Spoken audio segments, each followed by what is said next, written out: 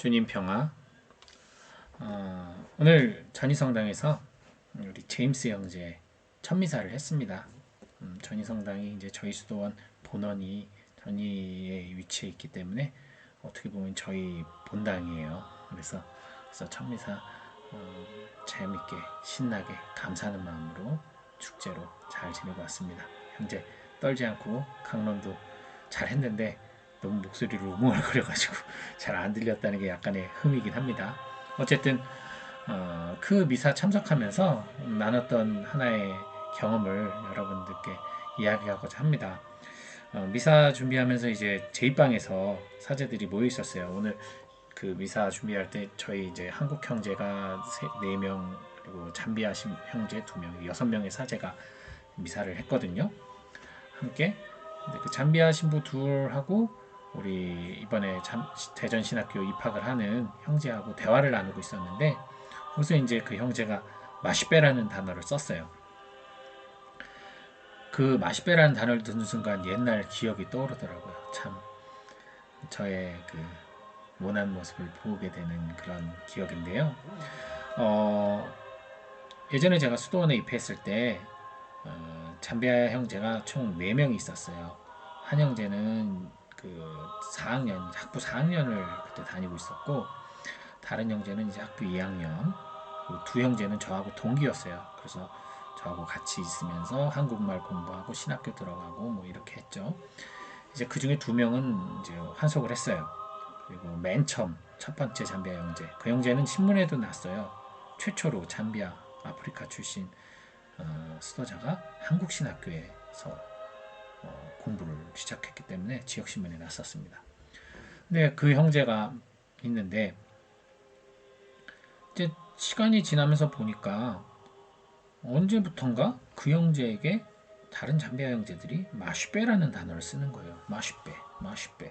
그리고 마슈베란 말을 많이 써요. 뭐 대화 중에. 그래서 난 저게 무슨 단어일까 궁금했죠. 그래서 어떤 형제에게 물어봤더니 그 형제가 매우 좀 편하지 않은 얼굴로 저게 일종의 그 상대방을 높이는 존칭인데 잠비아는 아직도 부족 문화가 있고 추장이 있거든요. 그런데 그 첫째 형제가 그 잠비아 형제가 그 작은 부족 추장의 아들이에요. 왕장님이죠 일종의. 그러다 보니까 그런 어떤 우리 뭐 임금님 뭐 내지는 뭐 어떤 그 윗사람한테 부르는 어떤 그런 용어들 있잖아요. 뭐 공장님, 자장님 하듯이 어떤 그런 존칭의 언어라는 거예요. 그러면서 특히나 처음에 형제들이 한국에 제 동기들 왔을 때, 제 동기 잠비아 형제 둘이 왔을 때 그 형제한테 무릎 꿇고 얘기하는 걸 제가 봤어요. 왜 무릎을 꿇냐면은 이제 그 어떤 신부들뿐만 아니라 수녀님한테도 장상 수녀님한테 제가 수련 수녀님이 무릎 꿇고 이야기하는 걸 본 적이 있거든요. 수녀님 막 일어나라고 하는데 뭐 추장에게 무릎을 꿇거든요. 저도 잠비아 선교 갔을 때 추장한테 무릎 꿇고 이야기를 했어요. 무릎 꿇으면 추장이 일어나라고는 합니다. 근데 어쨌든 그게 예의예요. 예물을 하나 뭐든 돈이든 물건이든 저는 그때 저거를 갖다 줬는데 아마 오일 쿠킹 오일 갖다 줬던 것 같아요. 그거를 이렇게 예물을 드리고 무릎 꿇고 인사를 하면 그럼 이제 추장이 일어나라고 하고 그러니까 그건 일종의 어떤 계급사회에서 나오는 문화죠. 그 형제들이 그런 태도를 계속한 건 아니지만 맨 처음에 만났을 때 그런 행동을 하는 것도 봤고 또 마시베라는 단어를 자꾸만 쓰니까 이제 형제들의 그 얘기까지 듣고 나니까 되게 저도 불쾌했죠. 수도에서 평등한 형제 관계에서 저렇게 자기들끼리 상하 관계를 저렇게 성립하고 형제라고 부르지 않고 저렇게 말을 하지? 좀 불쾌했었어요. 그랬는데 나중에 제가 잠비아로 선교를 가서 거기 이제 잠비아 형제들이 식당 같은 데서 보면 이제 잠비아 말로 얘기를 하죠. 뭐 주로 저희는 벤바오로 얘기를 했는데 저한테 맛이 빼라 그러는 거예요. 그러니까 이제 기분이 확 나빴죠. 아니 아무리 신부를 좀 얘네들이 우러러 보고 신부를 약간 그런 귀족처럼 여긴다 하더라도 나는 저런 소리 듣고 싶지 않아. 그래서 제가 나는 마시배 아니다. 나는 단지 그냥 신부일 뿐이다. 수도자일 뿐이다. 그리고 형제일 뿐이다. 이렇게 얘기했어요. 그랬더니 얘네들이 의아해하면서 마시배가 신부라는 거예요. 제가 그걸 못 믿겠더라고요. 거짓말을 하고 있구나 얘네가. 내가 그걸 다 아는데. 그래서 그 같이 사는 옆에 같이 사는 수녀원, 저희 수도의 수녀님들, 한국 수녀님들이 계셨거든요. 선교지에서 10년 사신 수녀님들한테 가서 여쭤봤어요. 수녀님, 마시배가 무슨 뜻입니까? 신부님이라는 거예요. 근데 제가 얼마나 그때 그게 믿기 싫었으면 그 말도 못 믿겠는 거예요. 아, 이 양반들 오래 선교하더니 팔은 안으로 굽는다고 저 형제들 편드는구나. 그래서 제가 급기야 밖에서 일반 잠비아 사람에게 마시배가 뭐냐고 물어봤어요. 그랬더니 신부라고, 프리스트라고 얘기해 주더라고요. 그래서요, 제가 얼마나 긴 시간 동안 부정적 편향된 생각 안에서 그것을 계속 볼 때마다, 그 마시배라는 소리를 들을 때마다 저 형제들을 불쾌하게 여기고 비난하고 뒷담화하고 그랬겠어요. 그러니 그 굳은 생각이 깨지는 게 두려웠던 거예요. 그러니까 그 당시엔 그렇게까지 생각 안 했지만 제 무의식 속에서는 내가 믿고 있는 사실이 무너지면 내 자신이 참 한심하게 느껴지고 난 되게 옹졸한 사람인 것 같고 수치스러울 것 같은 거예요. 그러니까 어떻게든 그것이 아니라는 소리를 듣고 싶어서 그렇게 몇 번이나 확인을 한 거죠. 근데 결국 마지막에 그렇게까지 가고 나니까 인정할 수밖에 없었고, 그 이후로는 뭐 저도 I'm 안드레아 마시페 뭐 이렇게 다니긴 했는데 한국에 와서도 형제들한테 얘기도 하고 지금은 모두 잘 지내고 있습니다만, 그러고 나서 다시 곰곰이 생각해보니 그 당시에 그 형제들이 뭐 여기 있는 사제 형제들 얘기할 때는 마시빼라고 얘기했을 거 아니에요. 자기들끼리 얘기를 할 때, 잠비아 얘기를 말로 얘기할 때 그 마시빼 누가 마시빼가 얘기했다 뭐 그거를 우리는 그냥 무조건 저 첫째 형제 아직 신부도 안 됐는데 마시빼라고 부른다 하고 우리 마음대로 해석해 놓고선 그것을 결정지어 놓고, 물론 분명히 그 시작은 누군가가 정확한 정보를 전해주지 않았었을 거예요. 저희가 그 마시빼라는 언어를 막 쓰는 것을 보고 저게 뭐지? 뭔데 쟤네가 처음에 무릎도 꿇고 왜 저렇게 얘기할 때 마시빼란 말을 많이 쓰지? 저게 뭐길래 유난히 저걸 쓸까? 이런 생각을 하고 있어요. 그게 부정적이죠. 약간 의심하는. 거기에 누군가 그거 존칭어다 그런 얘기를 했을 때 그것은 해석이 다양하게 수가 있잖아요. 신부도 신부님, 원래 사제인데 신부님 하잖아요. 그렇게 존칭할 수 있는 건데 그거 봐라, 뭔가 저거를 죄를 들어높이는 존칭어구나. 그렇게 내가 원하는 대로 해석을 딱 해서 내가 받아들이고 싶은 것만 받아들여서 그렇게 왜곡을 하고 비난을 하고 그렇게 오랫동안 부정적인 사고로 그들을 대했던 거죠. 얼마나 창피하던지 부끄럽고. 어쨌든 그 경험을 통해서 우리가 얼마나 이 세상 살면서 그런 경우가 얼마나 많아요. 내가 어떤 부정적인 추측이나 기대나 생각을 했을 때 그것이 깊어질수록 어떤 그것을 지지하는 정보와 지지하지 않는 정보가 주어졌을 때 이건 아주 너끈하게 쳐내고 나 지지하는 정보만 계속 받아들이면서 나의 의심이나 나의 생각을 공고하게 다져가죠. 그러다 보면 나중에 반대되는 증거나 의견이 나와도 받아들일 수가 없어요. 거절하게 되는 거예요. 그런 왜곡 편향이 일어납니다. 그래서 우리들이 양비론이라고 하죠. 어떤 것을 판단할 때는 긍정적인 것, 부정적인 것을 동시에 같은 무게로 놓고 봐야 되는 거예요. 좋은 점과 나쁜 점을 같이 봐야 돼요. 근데 그게 쉽지가 않죠, 사실.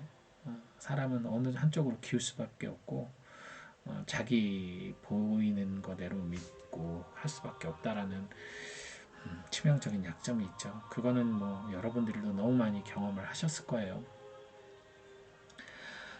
사실 그 내일 이제 루시아 기념일이잖아요. 복음 얘기하기 전에 또 성찰 하나 더 하자면 이 루시아 기념일 하니까 일단은 루시아 축일 맞이하시는 모든 자매님들 축하드립니다. 그리고 예전에 제가 뉴질랜드에 신학생들, 저희 동기 신학생들이 어학연수를 간 적이 있었어요. 2002년, 2001년에. 근데 그때 거기 한인 천주교회가 있었고 거기에 주일학교 교사들, 젊은 교사들이 있었는데 그 중에 루시아 선생이 있었어요. 이제 저보다는 이제 몇 살 어린데 저희 신학생들하고 많이 친했어요. 그래서 그 이후로도 서로 연락도 많이 하고 했었는데 그때는 싸이월드라는 게 있었잖아요. 저는 특히 그 친구랑 많이 친한 편이었어요. 그 중에서도 저한테 이렇게 여러 가지로 영적인 것도 많이 이렇게 도움도 받고 그랬었던 친구라 잘 지냈었는데 제가 몸이 아팠었어요. 한때 아팠는데 왜 그런지 모르겠는데 거기 그 친구 사진 보고 댓글에다가 그냥 농담이라고 썼던 글이 그 친구한테 큰 상처를 줬어요. 되게 짧게 그냥 농담을 한 게 약간 인격을 좀 무시당한 듯한 느낌을 받게 했는데 사과를 했죠 당연히. 불쾌하다고 하길래 사과를 했지만 그 이후로도 본인이 그 불쾌함이 안 사라진다고 하면서 연락을 끊겠습니다 그러더라고요. 물론 제 실수고 제 잘못이었어요. 근데 지금도 뭐 다른 신학생들하고는 연락을 하는 것 같아요. 벌써 저는 연락이 끊어진 지가 10년이 더 돼갑니다만.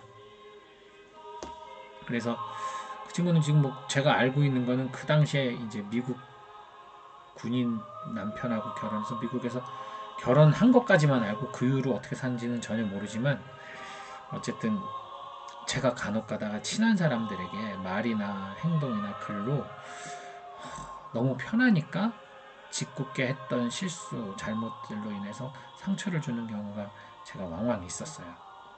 그래서 지금도 관계 안에서는 말 조심하려고 되게 노력을 해요. 말 조심, 글 조심, 태도 조심 이런 거.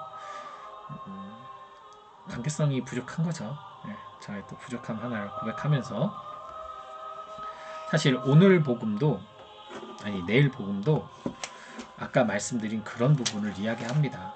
여기서 지금 수석사제들과 백성의 원로들이 예수님한테 질문을 해요. 당신은 무슨 권한을 가지고 이런 일을 하는 겁니까? 누가 그런 권한을 줬습니까? 이 질문을 해요. 이 질문은 뭐냐면 이게 진짜 하느님이 주신 권한으로 세례를 주고 회개를 선포하는 거냐 아니면 그냥 네가 멋대로 하는 거냐 인기 끌려고 하는 거냐 이 질문이었거든요. 근데 이들의 질문 이면엔 이미 이들은 뭐라고 생각하고 한 거겠어요. 이건 하느님의 시킨 게 아니야. 이건 지금 자기가 떠보려고 당시 한참 회개 운동, 세례 운동이 많이 일어나던 때니까 그런 사람들처럼 좀 이렇게 인기 끌어보려고 하는 거지. 저 가짜 선지자야 라고 이미 답을 정해놓고 질문을 한 거예요. 근데 예수님이 누구세요? 어떠한 질문에도 예수님은 한 번도 막힘이 없으셨어요. 사실 예수님의 대답은 언제나 단순했어요. 명쾌하고 단순했고 너무도 당연한 얘기로 예수님은 항상 답을 하셨는데 언제나 문제는 뭡니까? 그것을 받아들이는 이들이 생각이 복잡하다 보면 그것을 그대로 받아들이지 못해요. 항상 그래요. 예를 들면 우리 1 더하기 1은 2 이거 뭐 누구나 다 아는 얘기잖아요. 그래서 애들 산수를 갓 배운 애들한테 1 더하기 1은 그럼 2 그러잖아요. 근데요. 생각이 많은 어른이 되다 보면요. 자, 우리 1 더하기 1은 덧니 뭐 덧니는 2 더하기 2구나. 1 더하기 1은 중노동 1에다가 2를 더하니까 뭐 또 1 더하기 1은 창문 뭐 이런 거 이제 이딴 거 이렇게 많이 듣고 자란 어른이 되다 보면 1 더하기 1은 뭐예요? 그러면 이 질문 왜 했지? 2? 2 아닌가요? 이러잖아요. 이거는 뭐 제가 미사 때 강론 때도 자주 경험합니다. 너무 당연한 거. 성부와 성자와 성령 이것을 뭐라고 하죠? 그러면 삼위일체 하느님. 혹시 이게 어려우면 자 성부는 하느님, 성자는 예수님. 그러면 성령은 뭐예요? 그러면 딱 막히죠. 이건 너무 어려운 질문인가 봐. 그게 아니라 그러면 좀 더 쉬운 질문을 생각해 볼까요? 우리 누구나 대답할 수 있는 거. 예수님이 가르쳐 주신 기도 성경에서 뭘까요? 그거 다 알잖아요. 성당 다니는 사람이라면 주님의 기도.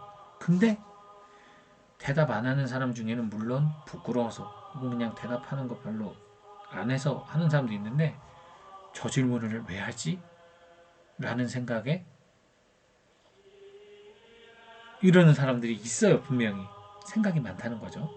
마찬가지예요. 이들은 복잡했어요. 생각이 많았던 거예요. 그러다 보니까 예수님이 이제 단순합니다. 이들이 속셈이 뻔하니까 질문을 하는 거예요. 나도 질문한다. 세례자 요한이 어떤 권한으로 어디서 온 거냐? 세례자 요한의 그 세례는 어디서 왔냐? 하늘에서 온 것이냐? 사람에게서 온 것이냐? 니네가 이거 답을 알려주면 나도 내가 이 권한이 어디서 왔는지 얘기해줄게 했어요. 답 얘기했으면 돼요. 사람이라고 얘기하든 아니면 그 하늘에서라고 얘기하든. 근데 이들의 셈법은 복잡했죠. 왜? 이들은 요한도 그냥 세례운동에 편승하는 가짜 선지자라고 믿고 있는 상황이었는데 그것을 그대로 얘기하면 당시 세례자 요한을 메시아로까지 보고 있는 군중들한테 인기가 떨어지잖아요. 이들은 정치인이거든요. 투표 때 정치인들, 국민들이 진짜 얼마나 무서워요. 그죠?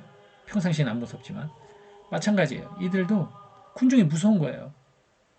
그러니까 자기들의 속내를 얘기는 못해. 그렇다고 하늘에서 왔다라고 얘기하면 자기들이 거짓말을 하게 되는 거죠. 왜냐하면 그리고 욕을 얻어먹게 되는 거죠. 하늘에서 왔다고 하는데 왜 배척을 하고 왜 믿지 않았어? 이 말을 하게 되면 자기들이 망신을 당하잖아요. 결국 우리 청문회에서 가장 많이 나오는 그 한마디 있죠. 모르겠습니다. 기억이 안 납니다. 모르겠습니다. 그러잖아요. 모르겠습니다. 답을 모르는 게 아니에요. 그들이 생각하는 것을 바꾸고 싶지가 않은 거죠. 그러니까 예수님도 그 말에 아주 당연하게 응답을 하시죠. 나도 그렇다면 무슨 권한으로 이런 일을 하는지 너에게 말하지 않겠다. 할 수도 없고 할 필요도 없어요. 어떻게 말을 하든 그들은 그걸 갖고 올가미를 맬 수밖에 없으니까. 하나만 하니까. 하늘에서 왔다고 하면은 신성모독으로 잡을 것이요. 사람에서 왔다고 하면 너가 왜 감히 사람 네 뜻대로 하는 주제에 하느님을 사칭하냐고. 어떻게도 이들의 정해진 답으로 향할 수밖에 없는 거예요. 대답할 가치가 없는 거죠. 물론 이들은 그것으로도 올가미를 맺을 수 있어요. 저거 봐라. 저것을 저렇게 답을 애매하고 모호하게 하는 거 보니 저거 뒤가 구린 거야. 어떻게든 하겠죠. 오늘날 사회에 있는 정치 그 부조리와 다를 게 하나도 없어요. 그죠? 정치라는 게 무슨 정당 정치만 있는 거 아니잖아요. 관료 정치도 있는 거고 여러 가지 정치라는 건 어쨌든 이 세상에 뿌리박고 있는 거니까 다 포함해서 얘기하는 거예요. 전 국회의원만 얘기하는 건 아닙니다. 어쨌든 그래서 예수님의 그 너무도 단순한 복음을 선포하는 거고 하느님의 나라를 선포하는 거고 그래서 회개하라는 너무도 단순한 진리를 이들은 자신들의 어떤 부정적인 시각을 바꾸기 싫어서 귀를 닫아버리는 그런 우매함을 저지르죠. 정말 오늘날 우리나라의 이러한 특히 요즘 정말 이러한 양극화가 심화되는 사회 속에서 이 복음 말씀이 상당히 저는 의미를 주고 있다고 생각을 해요. 정치인들이야 정치를 하려고 권력을 잡기 위해서 그런 거니까 그렇게 이해를 하겠는데 제가 가장 가슴 아픈 분들이 있어요.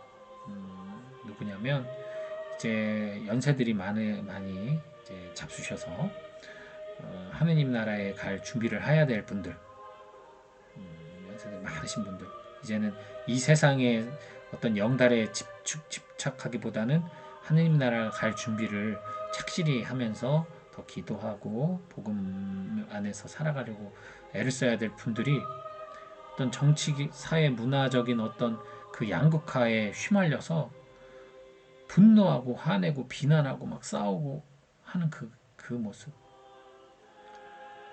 제발 다 좋은데요. 정치, 뭐 사회, 문화로 화낼 수도 있어요. 비난할 수도 있고 비판할 수도 있고 뭐 싸울 수도 있는데 그것을 하나님보다 위에는 두지 마십시오. 그것 때문에 성당 나오기 싫고 그것 때문에 기도가 안 되고 이건 말이 안 되는 거예요. 세상 일에 진짜 마음을 뺏겨 하느님의 일을 저버리는 겁니다. 하지 말라는 게 아니라 하느님을 위에 두셔야 돼요. 우리는 하느님 나라 백성이에요. 우리의 국적은 하느님 나라예요. 여기는 제가 뭐 늘 얘기하던 건데 우리는 여기는 제2의 나의 고향이고 제1의 고향은 하느님 나라예요. 저희는 하늘나라로 돌아가는 사람들입니다. 그렇다면 하늘나라 법을 깨우치고 하늘나라 법을 배워서 우리가 가려고 지금 성경도 배우고 공부하는 거잖아요. 왜냐하면 하늘나라 가서 그 법대로 살아야 되거든요. 그게 뭐예요? 서로 사랑하고 용서하고 화해하고 그리고 주님께서 항상 하시는 말씀 평안하냐? 평화를 가져라. 평화를 빈다. 평안하냐? 그 삶을 살아야죠. 그걸 배우고 그렇게 살아야죠. 젊을 때는 그럴 수 있어요. 치열하게 살 수도 있고. 하지만 이제 하나님 나라를 곧 가야 된다는 마음의 준비를 가질 때는 이제는 이런 것들은 뒤로 미루고 그건 젊은이에게 맡기고 혈기왕성한 사람들한테 맡기고 난 좀 더 하느님 나라 법에 더 투신을 해야죠. 좀 그래도 성사 보시면서 그걸 알아차리고 내가 또 어떤 정치적 문제로 누군가를 욕하고 비난하고 막 했던 거를 이렇게 고해하시는 분들이 많으시거든요. 어르신 중에 그분들은 좀 감사해요. 정말 그걸 깨닫지 못하고 정말 그것 때문에 내가 더러워서 성당을 안 나간다, 뭐 기도가 안 된다, 분노와 미움과 증오 때문에 너무 화가 나서 욕만 나온다. 너무너무 저는 그게 가슴이 아파요. 주님께서는 늘 얘기하잖아요. 평화를 빈다. 평안하냐? 과연 우리가 내 평안합니다라고 얼마나 응답할 수 있을까요? 그런 마음 상태로. 세상을 방관하라는 얘기는 아니에요.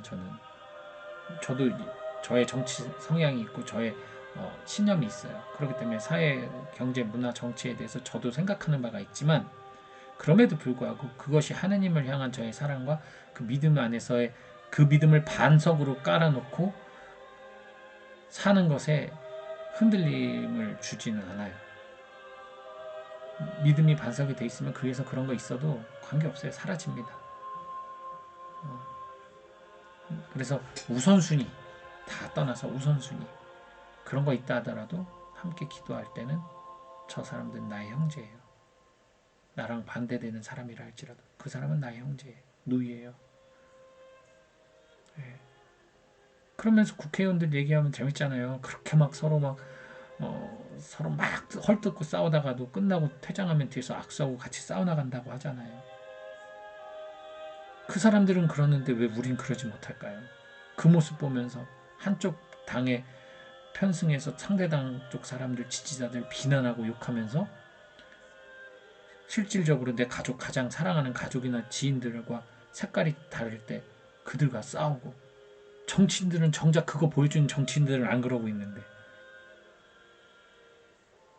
그러니까 정말 그런 부분만큼은 우리 정신을 바짝 차리고 깨어있는 천국 시민으로 깨어있는 하느님 나라 백성으로 그 백성다운 품위를 지키면 좋겠다라는 생각을 가져봅니다. 주님께서 정말 평화를 빈다라고 했을 때 또 평안하냐라고 질문했을 때 예 주님 저는 당신 안에서 편안합니다. 비록 생각들이나 이런 것들이 감정들이 여러 가지로 혼란스러울 때도 있고 너무 힘든 사회 안 속에서 내가 살아가면서 생활의 어려움으로 좀 고통받기도 하지만 그럼에도 불구하고 저는 주님 안에선 늘 편안합니다. 구원을 믿기에 그날을 기다리며 오늘도 기쁘게 살아갑니다. 이 고백을 늘 저는 하고 있습니다. 늘 하고 있어요. 그렇게 하느님 나라 법을 배워가고 있습니다. 여러분도 그렇게 하느님 나라 법을 배워가서 하느님의 질문에 모르겠습니다 라고 대답하지 않도록 기꺼이 대답하고 응답할 수 있도록 정말 당연한 응답을 할 수 있도록 우리의 마음을 자세를 좀 바꾸기를 바랍니다. 오늘 이 시간 마치도록 하겠습니다. 주님 평화.